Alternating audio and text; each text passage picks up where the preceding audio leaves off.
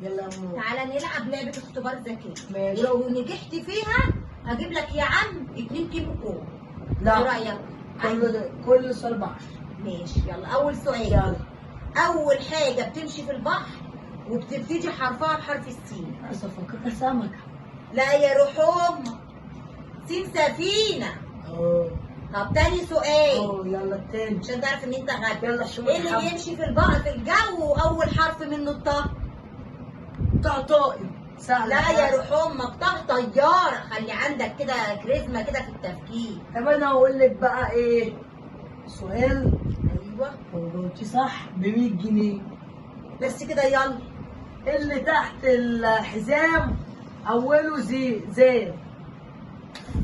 يا قليل الادب، يا قليل الادب. صفي نياتك. أصفي زرار صفي النية.